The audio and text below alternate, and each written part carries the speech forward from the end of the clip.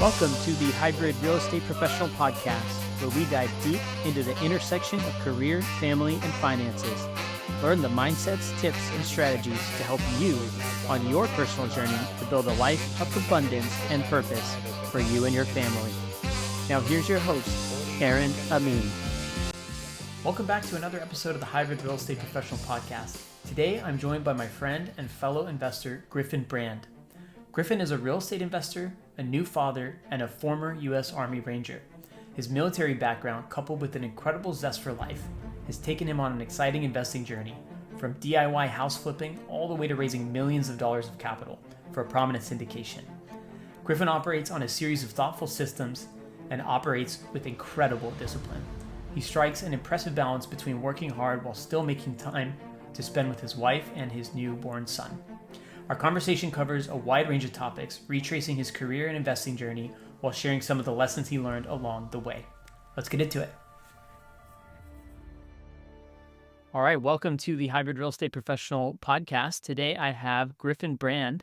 Griffin and I met last summer. He was working at the time as a capital raiser for a prominent syndication fund, and we quickly hit it off over the number of parallels that we had. We'll retrace those here in just a minute, but he's a new father. He started a new job. He recently moved. I felt like I was talking to myself a little bit when we started having conversations, but before I butcher any more of your introduction, why don't you introduce yourself to our audience here in your own words? Yeah, good to see you, Aaron. Thanks so much for having me on here.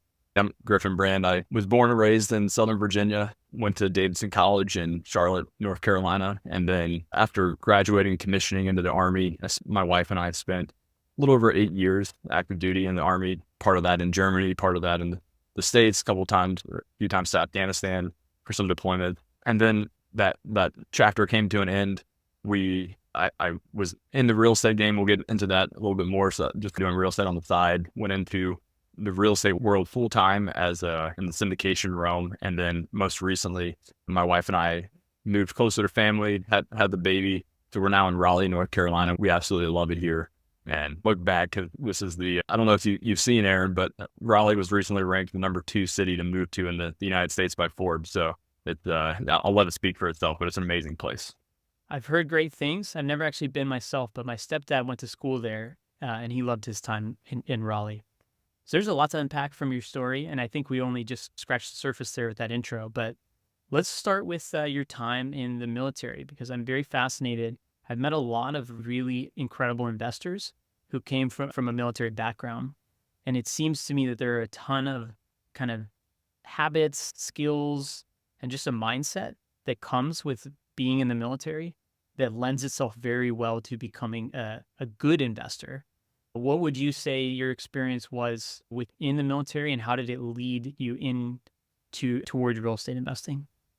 And I had a fantastic experience in the military, the Army specifically. I 100% believe the military is not for everyone, but for those that are cut out for it, it has a fantastic. I've recently heard a mentor say the military doesn't compensate in financial compensation, but what they do compensate in is camaraderie and adventures. And so the people that my wife and I got to meet, the places we got to go, the places we got to live and see, it was just unparalleled. So it was an amazing, a little over 8 years for us. And to your point, there's so many translatable skills that you pick up in the military. Everyone probably thinks firsthand the discipline that you experience, which absolutely is developed through the military. But I think there's a couple that are maybe even more tangible and directly translate to investing in real estate and any professional endeavor. One of which is just the consistency factor. I think you're a fantastic example of this, Aaron. Doing something consistently for years, regardless of where you start and how big of steps you take, you're going to go somewhere. And I think you got in spades with the military. The consistency of you waking up almost the same time, pretty much the same time every single morning, working out the same time every morning with the same folks, doing consistent maintenance on your vehicles if you're in a vehicle kind of formation. Now, all of these like consistent daily tasks that just compound over time and make for the exponential results I've seen that in spades with my life, and cling to those lessons learned and the consistency that kind of developed and that just the habits developed through the military. And there's plenty of other lessons as well. I think that it's hard to find the similar kind of camaraderie that you have in the military when you leave and go into the civilian sector. But just the ability to solve complex problems amongst different people group. I'm sure you see this on a daily basis with your real estate. You're juggling contractors, you're juggling property managers. You are the translator between all these disparate people groups that may or may not speak the same language, may or may not get along, and you have to be that glue. And I found myself in that position with the military countless times. I was that person in between very different folks that had to translate things and keep the ship and hopefully sailing in moderately the right direction. And it very much translates to my real estate endeavor for sure. Yeah, that's fascinating. You're right. The first thing that comes to mind is discipline, but there are those other elements: consistency, the compounding results that come with consistency, and then camaraderie. And I'm assuming coupled with camaraderie is teamwork, learning how to work as a team and understanding that you become reliant on each other as a team. And so even as far as obviously relying on each other to survival level dependency.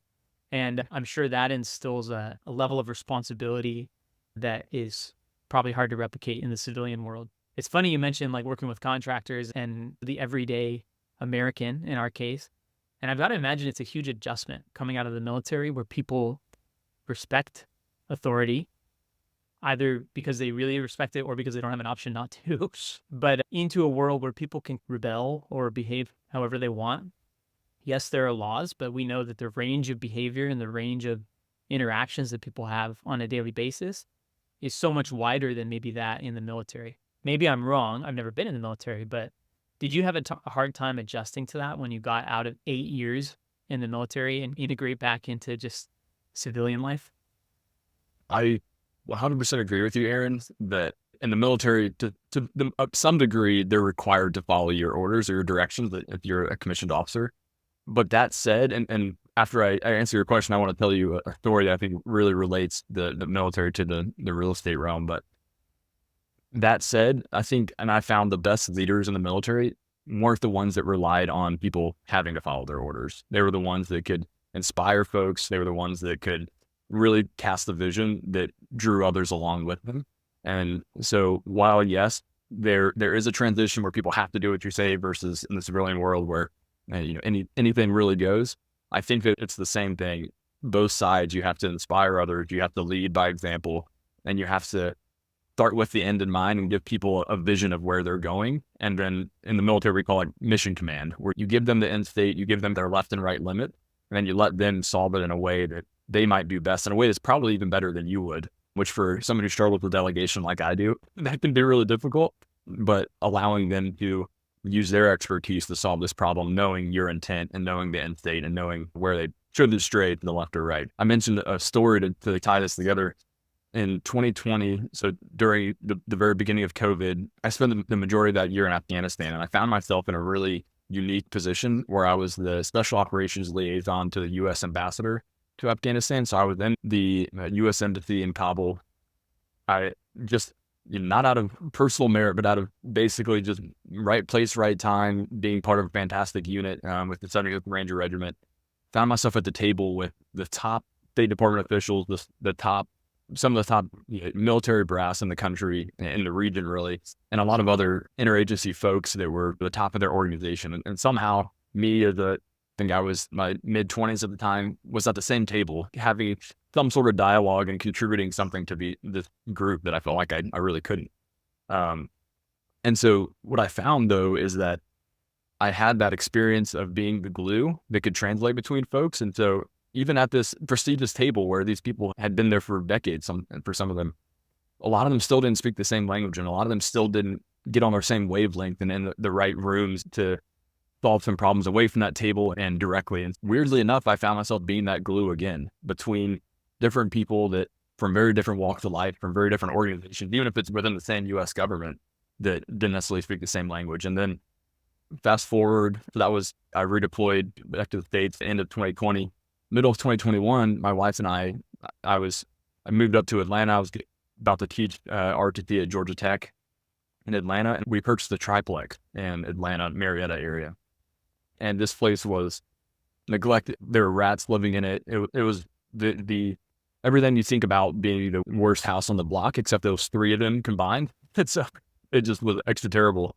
But we got a pretty good deal on it. And I found myself only 6 or 7 months after being in Afghanistan, being at that table, having the exact same kind of glue translator conversations between contractors. As we were closing on the house and I wanted to negotiate the price a little bit to make sure that it captured all the work that needed to be done. I had in one day, I had a flooring guy come in. I had a landscaping guy come in. I had a tree crew. I had roofers. I had some GC come in, and all of these guys bidding on the job and giving me quotes. And I had HVAC guys. It was the whole gamut of contractors there. And I also had to play that glue where I was translating between these contractors. I was synchronizing all the information that I gathered from these disparate experts and putting it into something that made sense and could be used for the property. And so I think that was a very clear, not only close in time, it was only 6 to 7 months apart, but also the exact same skills, whether military, civilian, translating across. I thought that was a very interesting time to have such a juxtaposition of experiences. Yeah, what a trip, right? Being right at the center of a diplomatic hub and one of the most kind of prominent activity spots in foreign policy for America at the time. And then going into the rat-filled triplex and trying to turn that around. Quite the contrast for sure, but it sounds like your time in the military and the lessons. It seems like you were very contemplative and reflective, like while you were going through the military experience. You were learning things along the way and really taking them to heart.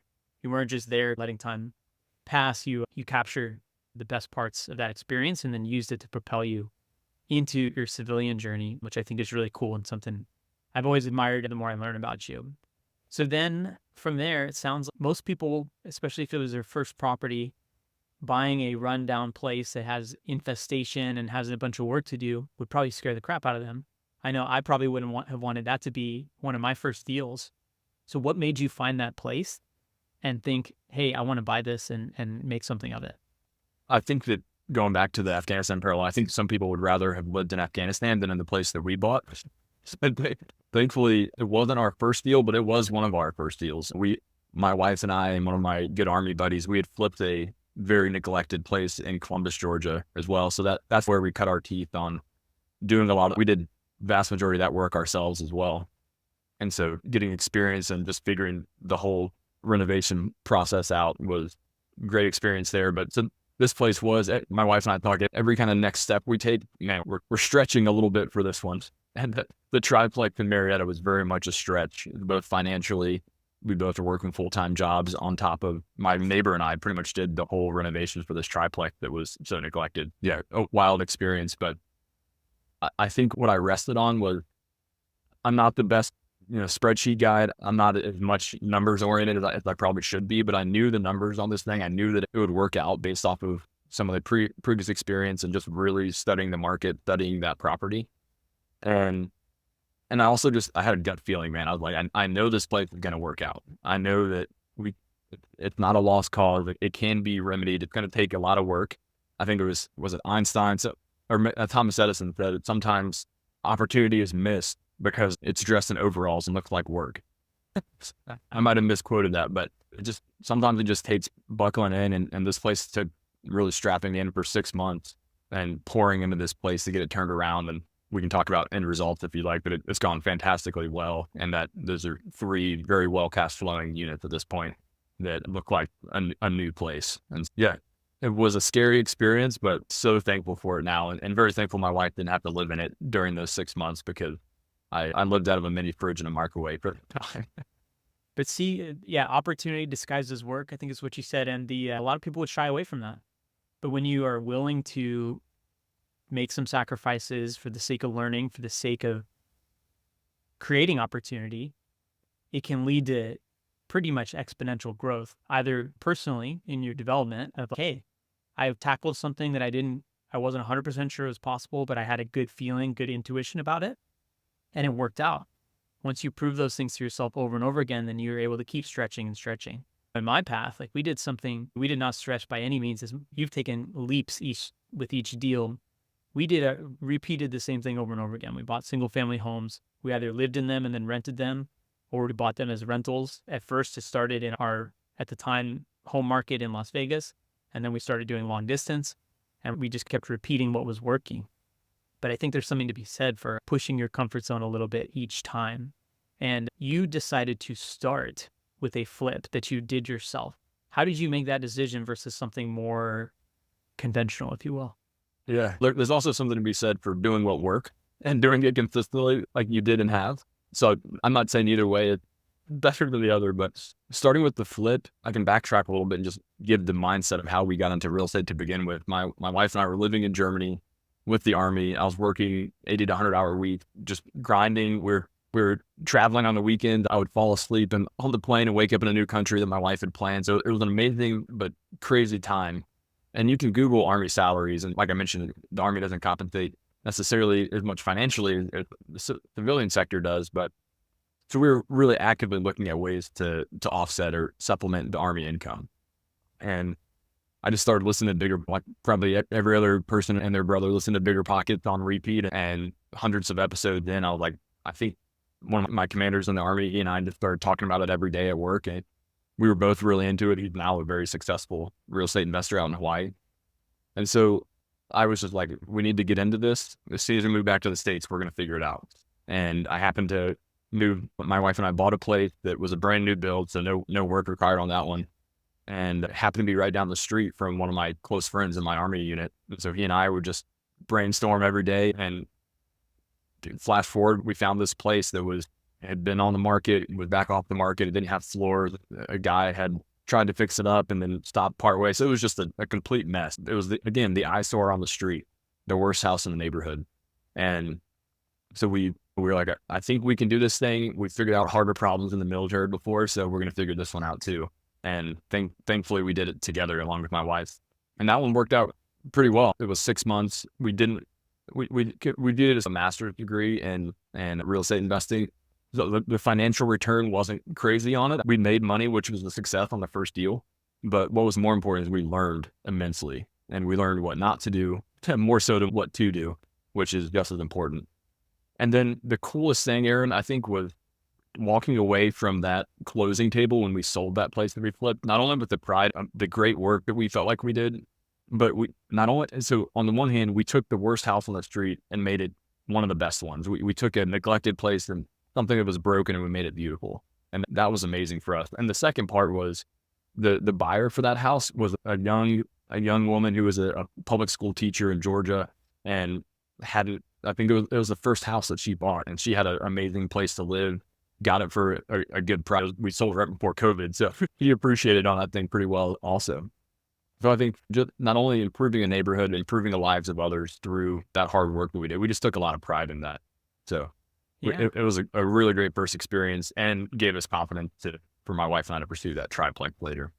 I think it's so cool. I'm someone who is probably, it's a limiting belief of mine, but I believe I would mess it up if I tried to do something like a flip on my own.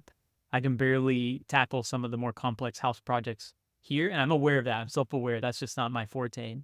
But I always admire when people are willing to take that on and problem solve.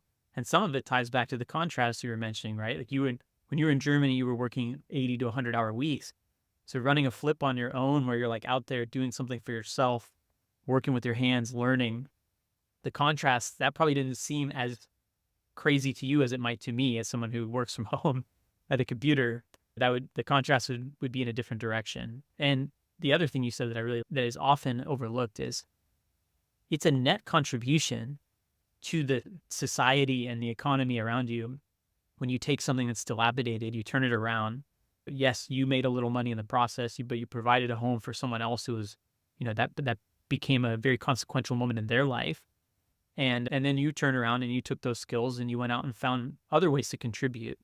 I think there's a contribution element that people discount a bit, and they just think that real estate investors are just trying to make a buck.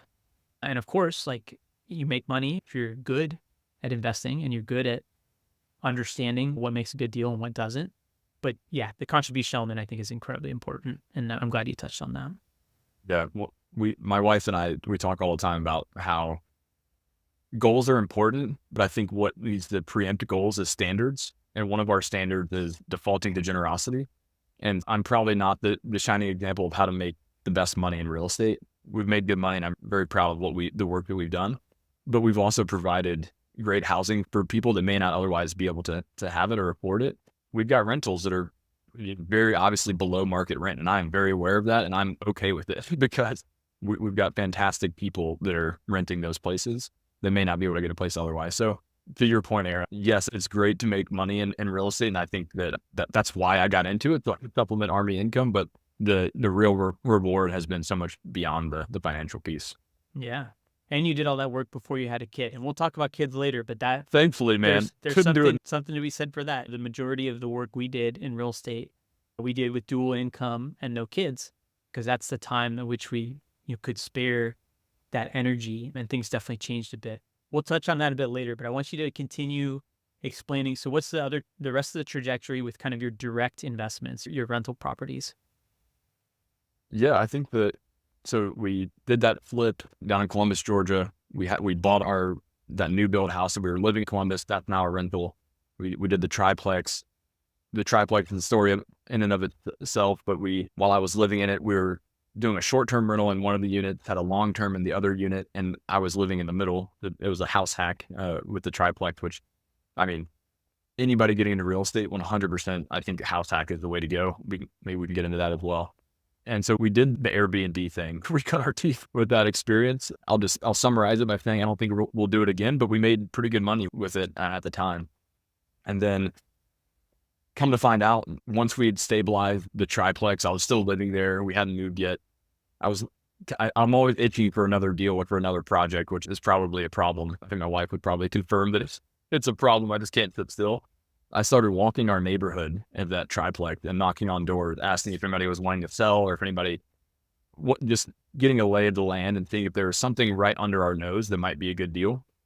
Because the neighborhood, we took the worst house, made it the best one, but there's still plenty of other ones that can use plenty of work. And lo and behold, of that work, 3 houses down from me, I met this older guy and his even older mom, who his house had problems. So he moved down to his mom's house that was right down the street from us.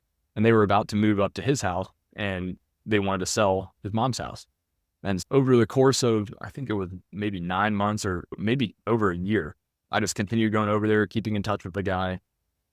I won't belabor the details here, but his mom, they both smoked like chimneys. And so I'd go into their house, get covered in smoke smell, go back to our place, have to decontaminate. My wife wouldn't let me in the house until I sprayed down and took several showers, but ended up working out a deal with that guy to buy his house, sell or finance.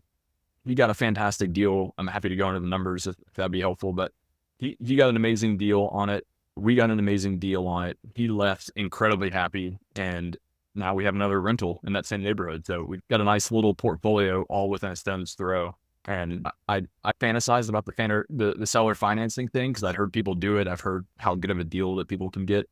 And in that one instance, maybe I just got lucky, but it worked out. Keep on knocking on doors. If that's your strategy or if that's one of your plays, it does work out every now and then. Yeah. And that strategy is not for everyone, but I'm sure you've learned so much just by having the courage to do it. And then also the patience to build a relationship with that person and his mother. Okay, so you had a flip that you executed yourself. You had a triplex that you had to turn around, where you had a short-term rental in one unit, a long-term tenant in another, and then you lived in it. So that's a house hack on steroids, because you got 3 different things going on there. And then you had a door-knocking scenario turn into a creative seller finance deal. And you mentioned the numbers. Why don't you just run us through what that deal looked like real quick? So the seller financing, this is an anomaly. I think I love the concept of luck surface area, where luck certainly exists, but you get more lucky the more action you take and the more people you connect with and the more value you add, I think. And knocked on this door, made the connection with this guy, was the only one willing to sit down with his mom, solve some problems for them. His mom couldn't really get around, so we helped with some things, and really just got to know them over time, as smoky as it was. And so we bought the place. He was dead set on a number. He wanted $150,000 for this house. And the condition that it was, if I had hired out renovation for it, it would have been about $50,000 to fix this place. So you're looking all in at $200,000. Market comps at the time were around 210 to 215. So I was like, you could get it fixed up really nice and still be a little bit, the ARV would still be a little bit under market comps, which is a pretty solid deal. The problem was, rates were going crazy, and I don't have $150,000 just to drop and buy it in cash. I thought about raising from family and friends, and I was like, you know what? I'm just not a big fan of being accountable to investors to the degree that I can control it.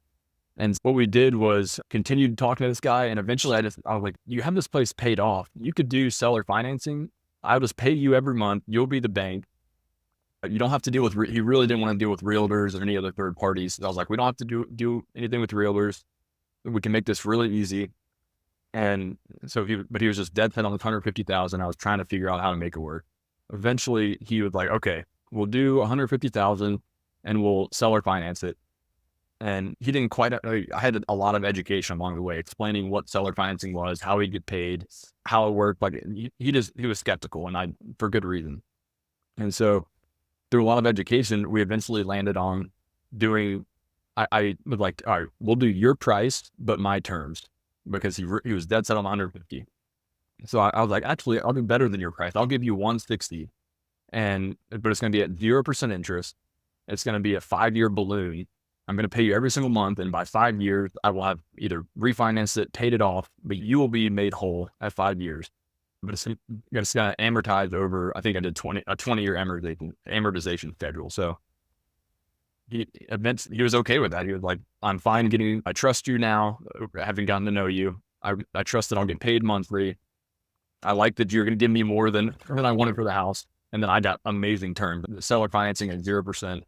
I did give him a pretty hefty down payment so he could get some like in-house care for his mom and stuff, which he was ecstatic about. So I think on the whole, we were both very excited about the deal. It worked out really well for both of us. So we got it for 160. Again, I think we put $10,000 or $15,000 down for him to help out his mom. I pay him $800 a month, which is a little bit more than the 20-year amortization schedule. And I was able to renovate it. We renovated the whole thing like 24 grand. So all in, of course, I didn't have to put this down, but all in, it was 184,000 if you count the full purchase price. And then by that time, the market comps had actually increased. So the market comps are something like 230, 240. So we've got our ARV was way under market comps, and we've got this thing at 0% interest for the next 4 years. And so it's a phenomenal deal. We got a tenant in there. I'm paying $800 a month. Plus, of course, I've got insurance and taxes that are pretty minimal. And so I think our rent that we're currently getting from it is about $1,750 or $1,775. So we're cash flowing around $900 a month from this little place that I got knocking on the door. That is wild. Thank you for breaking that down. I know for a lot of the listeners, that was a lot of numbers. And what we've now done is created the need for a follow-up session I'm going to have with Griffin, probably at the academy, where we'll break that down even further. But thanks for running us through that. The bottom line there, my takeaway is you solved a very specific problem, right? You built a long relationship. So you knocked on the door, you were willing to have the initial conversations and build a relationship over a period of time, but you really got to understand what the person wanted, what the problem they were trying to solve. They didn't want to deal with an agent. They had a specific amount of money that they wanted up front. And then you led with a proposal on terms that would solve the problem he was trying to solve and give you obviously compelling. It ended with something that has that $900 gross cash flow, which is pretty incredible. And that's at the beginning, right? That's this year. So 10 years from now, if you're still holding that property, that would be amazing. Really cool story. I know we still have a bit of time, but I have a lot I want to cover. So you made a comment there that I want to use as a parlay here. So you said you considered raising money from friends and family, but you were concerned about being beholden to investors. There's a pinch of irony there that I'm going to call out, because if I understand correctly, your next job was doing exactly that, which is raising capital. Can you tell us how that came about, how you got that job, what that job was like? Let's jump into that. Yeah, thank you for capturing that irony there. That's perfect. Yeah, so my time in the Army was coming to a close. I'd been doing this real estate investing on the side, working my wife and I haven't had nights or weekends since coming back from Germany, because it's been just pouring into properties until our son was born, literally up until the day before he was born. But I was getting out of the Army. To your point, Aaron, I was like, there's a great book called The Third Door, where he talks about how there's the conventional ways of getting into the party, but there's always a third door. There's always a way of skipping the line and going to where you want to go in a faster way. And so I was like, how can I skip the line I actually hadn't read the book when I was thinking this, but how can I skip the line? I don't want to have a portfolio of 60, 70 single family rentals or small multifamily. The people that are really doing well and that seem to really enjoy their lives are doing syndications in the commercial space. How can I skip the line and figure that game out? And so I made a list of all the people that I most admired in the space. This is my Mount Rushmore of syndication. Who can I connect with? Who can I learn from and work for to skip this line and really fast track my trajectory and learn what they're doing? And at the very top of that list was a guy named Paul Moore with Wellings Capital. Amazing person, really benevolent guy. They give a good portion of their profits every year to fight human trafficking, which is a cause that I'm also very passionate about supporting. And so essentially I was going down, calling or cold emailing that entire list. And I cold emailed Paul one day and I got a response from what I now know was his personal assistant inviting me to call it an office hour or a once a week kind of open phone 1 hour session that he has every week. Huge props to Paul for having that sort of structure to where he gets requests nonstop. And so he just funnels them all to this one call. It's a great idea. And I found my way onto that call as just a random guy. I also had a golden ticket in my back pocket, Aaron, and that I was getting out of the Army and they've got this amazing program where for up to 6 months, you can still get paid by the Army, but do like a career fellowship or transition program. And so I'd already been approved to do that. And so I had the value prop to Paul and his team. I will come and work for up to 6 months, completely free, do whatever you want. I just want to learn and figure this thing out and no cost to you, which is pretty astounding. And Paul and his team had the humility and the grace to actually hear me out. I did the full interview process with them and ended up, rather than joining as an intern, they hired me as the director of investor relations to handle all the capital raising and interfacing with investors and stuff for them, which is a phenomenal experience. I learned like crazy, met some incredible people. And best of all, I had the chance to work alongside Paul and his team and Ben Colley, his COO, who's just the best operator I've met in that space.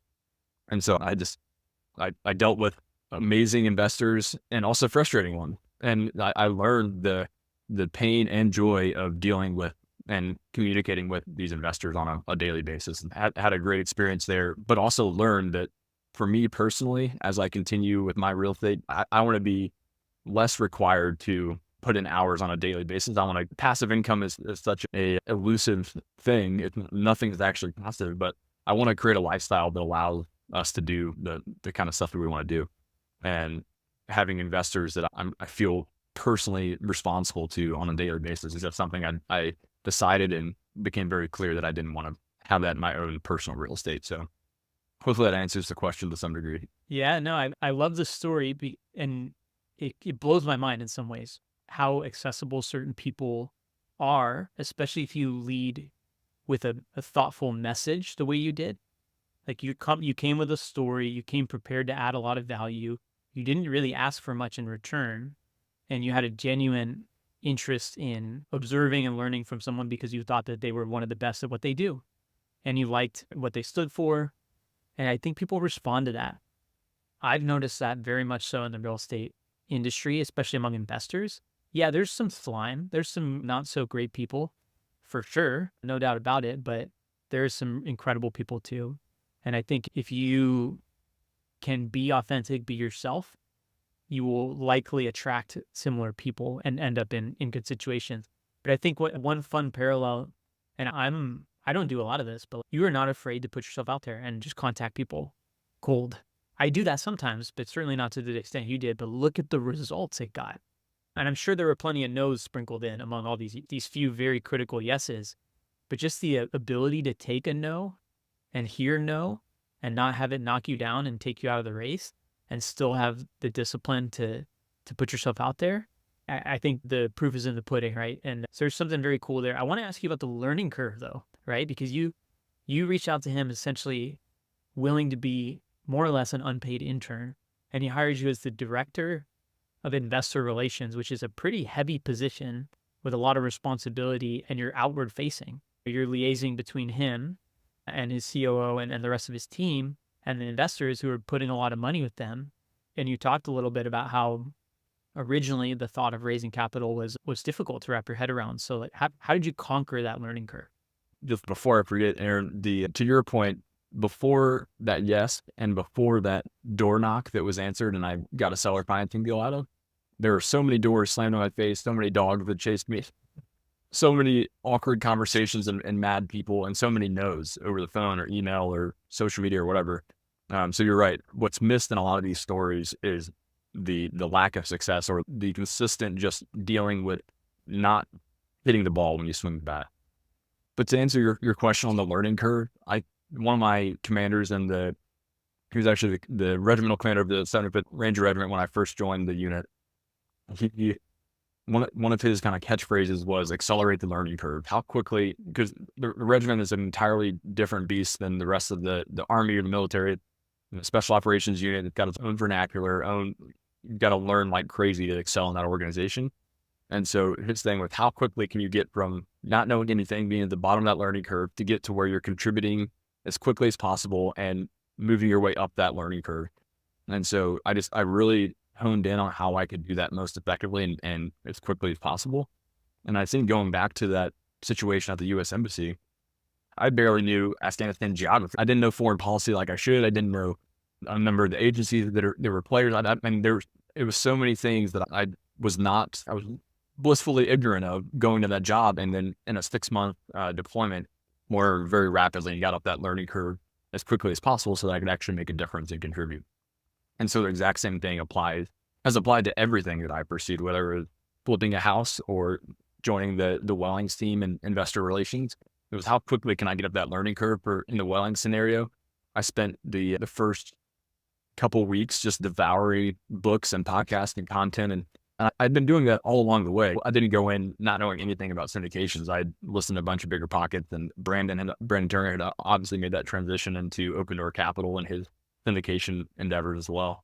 And so I'm a sponge. I just absorb as much as I possibly can and then try and take action on it, which I think is the latter part that is maybe the hardest part. And so I was just trying to figure out how quickly I could get up that learning curve through reading, talking to smart people. And I think that I was able to, I'm very happy with the fact that I think it was 2.5 weeks into working for Welling. I think the expectation is normally like 3 to 4 months. You get your feet under, you can start having investor calls. I started having solo investor calls within 2.5 weeks and was able to contribute to the team.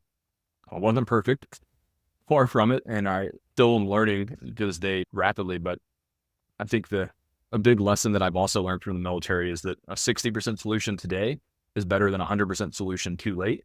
I think that originally comes from Eisenhower, who said like a perfect plan today is better than a partial plan today is better than a perfect plan, tomorrow. And I'm butchering out, unfortunately, but took that approach too. I had a 60% solution to taking these investor calls and adding to the organization, and I went with it and started contributing as quickly as possible. And I think that sometimes it goes back to the analysis paralysis too. Like people try and get a perfect read on a market or on a property, and your inaction probably going to lose you the deal. And so if you can move forward with a 60% plan and just be okay with building the parachute a little bit on the way down, I think it'll make a big difference. No, that's so cool. I would like to think I embody some of that attitude, but at the end of the day, everyone has a different risk tolerance and risk appetite, right? Some people welcome what they consider to be risk because they view it as an opportunity to learn. Other people see risk as an opportunity that might lead to failure. And I think some of that framing in your head will dictate the types of decisions you make. And as we've chronicled in this entire interview so far, you took a series of calculated risks with the understanding that you were going to solve the problem. Where the risk presented itself, you weren't going to let it fail, right? You hear the phrase failure is not an option. And of course, you want that attitude. Failure is always a possibility. But if you approach a problem with the intention to solve it and you're determined and you're willing to put in the work, then yeah, you will almost certainly solve it. And I think that's evident across your whole story so far. And it's cool because these little notches of confidence, like you said, the diplomatic assignment, that probably singularly gave you the confidence that, hey, I can show up in just about any environment and architect a solution and end up contributing what I need to contribute to add value. And so you take that and you keep applying it across these different places. And I've got to imagine that's what's propelled a lot of your journey. Correct me if I'm wrong. That's my observation based on this conversation. Yeah, absolutely. So I think the more you can stack evidence for the type of person that you are, the better. And what that looks like is taking consistent action and contributing to who you, I love the phrase, the world is choking on content, yet starving for execution. But the irony is that's actually a flywheel. The more you execute things, the more content or the more stories you can draw on to talk about and then drive more action. So it feeds the machine in that way. But it requires that step of taking some calculated risk and being okay with some quote unquote failure. Although I fully subscribe to the now cliche, you either win or you learn, you don't actually fail or lose. But I try to take that approach when I cold message someone and I get either crickets or I get a frustrated response or even just a kind no. I try and learn exactly what I did wrong, what I could have done better, how I could have approached them better, how I could have led with more value and learn from that situation. And I think, Aaron, if I can step on a soapbox really quick, you mentioned talking to the mentors or cold outreach people. I think there are two places where, and people reach out to me every now and then, and there's two places where people get it wrong. One is they don't lead with value, and it's way harder to do than it is. It's way harder done than it is said. But if you can lead with any sort of value, you help them solve some problem, no matter how small it is, rather than just asking to pick their brain or go get coffee. I think that sets you apart in spades. And the second part is follow-up. I'll talk to people, I'll go out of my way to help them all the time, and I never hear back. I almost never hear back what the results are. If they connected with this person, if they're able to close the deal, whatever it might be. The two things you can do, just lead with value, give them something that nobody else is. And then the second is follow up. Just let them know that the conversation was helpful. You made this connection. You talked to this person, whatever it might be, as small as that sounds. Someone wants to know that their time spent with you was worth it. And so I don't know if that's 2 cents. I'll step off the soapbox now, but I figured that was worth sharing. no, it's so important. And especially if that person gave time out of their day to you for no cost, which often people are willing to do, but you can't take that for granted. People remember that and will likely not be willing to go out on a limb for you again and offer their time. Time is arguably our most scarce resource as humans, and we should not take it lightly when somebody is willing to offer time. As an example, you're carving time out of your day to come on my podcast. I'm deeply grateful for that. And I'm very conscious of the fact that we all live busy lives. The next topic we're going to talk about will punctuate that. As a parent, time is even more scarce. And so I think when you talk to some of these other investors or people who are out living their daily lives, you have to remember that they have lives outside of whatever their primary occupation is. And definitely not take it for granted. So I appreciate that point.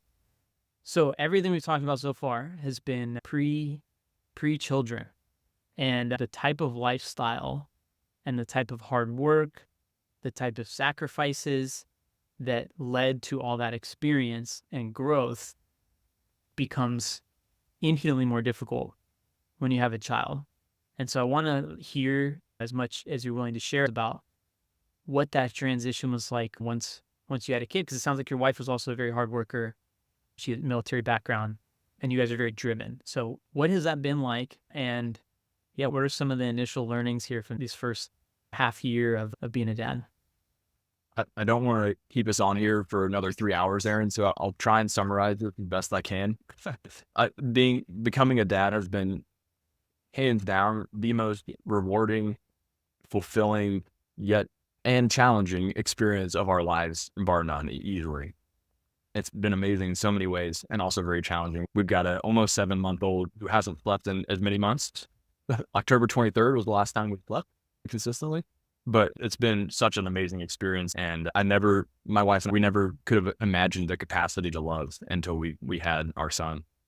My wife also is, like you said, she's a very hard worker. She doesn't have a military background, but she did live. We were in Europe. She knows the military better than most service members. Yeah. She can talk the language. She lived it. And I think that military spouses are one of the most underappreciated, underrepresented, underemployed group in America. And they're by and large an amazing population and such strong folks. And to your point, time gets so much more valuable when you have kids. And when I think time gets more and more scarce as you progress through life, it's weird, this kind of warp speed that it starts taking on. And that just is further accentuated by our son. And so I think we've talked about in the past that why consider transitioning away from single family rentals or from direct real estate investment into the more passive syndication kind of investment. And it's really that, it's time. And there's plenty of people out there. I think it's personality too. It's not for everybody, but there's people out there that they want to be swinging a hammer or they want to just have a lot of direct control. And I would tell them, don't go to the syndication route. If you want to have control, keep on having it, and you're probably going to get better returns investing directly. But what I realized more and more is for a very small fraction of the time, I can get pretty similar returns from a lot of these places. And so it's actually worth a consideration. And when the time is right, I've got tremendous rates and the seller financing is 0% interest, obviously, but I've got some amazingly low rates on our other properties. And so it doesn't necessarily make sense right now because it's stupid free money from banks. But when the time is right to transition that capital over into a more passive investment and alleviate some of the headaches, I think we'll definitely, and we've already started that progress, but continue down that road. Everyone says that the 3 words, toilets, tenants, trash, like those are the reasons why direct investment it wears on you. And over time, you just want to alleviate those headaches and let someone who can give you more diversification with bigger projects with way less time involved and probably way more experience than you do some of that heavy lifting. Yeah, that's the thought process. Awesome. And yes, so I know we don't have a ton of time left, and I want to be respectful and get you out of here on time. But you mentioned consistency as one of the biggest kind of pillars of your life and your lifestyle. And for me, we had our daughter almost exactly 2 years before your son was born, October 20th, 2021. And then we had twins on November 30th of 2023. And so I've seen my lifestyle and my ability to be consistent become 100 times more challenging. And I appreciate the compliment earlier about, okay, you're still out there putting out content, still doing the podcast, but it is so much harder. And for you, I see consistency as even a bigger part of your life. So I'm just curious has it been a struggle knowing that you can't fall back probably on the same type of level of consistency and dependability with your schedule and your habits now versus 7 months ago? Without a doubt. And Aaron, I'll take 30 seconds here, just commend you. I'm trying to be more like you, man. You've written online every day. I can't remember the last number, but written online every day. Incredibly impressive. You got your several newsletters, you've got the podcast. You got your community, your mastermind. You are, I know it's a highlight reel for everyone else. And for you, it may not feel the same, but what we see from the outside is very impressive. And I commend you because it puts you in the very top decile, top small percentage of people in the world that is able to do all those. And then, not to mention, you've got 3 kids, 2 of which are very small twins. So that's amazing, man. But yeah, for me, it's changed entirely. I'm a pretty disciplined person.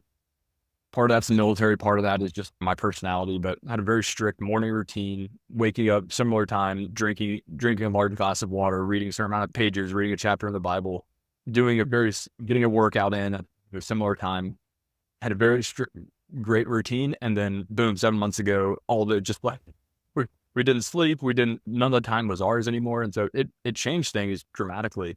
And what I think it has helped me the most in that change is knowing that you can still achieve those same kind of end state goals as long as you hold on to the same standards and as long as you are creative about how you mold them to your new situation. And I still work out regularly. But what that looks like is I put my son in a little bouncer or a little chair. And every morning when I wake up, I still drink the large glass of water, get that down and start the day fresh. And I put him in this little chair and he's active. He's ready to go from the very beginning. And the only thing that'll keep him going is sitting there watching me work out because he sees the movement. He feels like he's in it with me to some degree.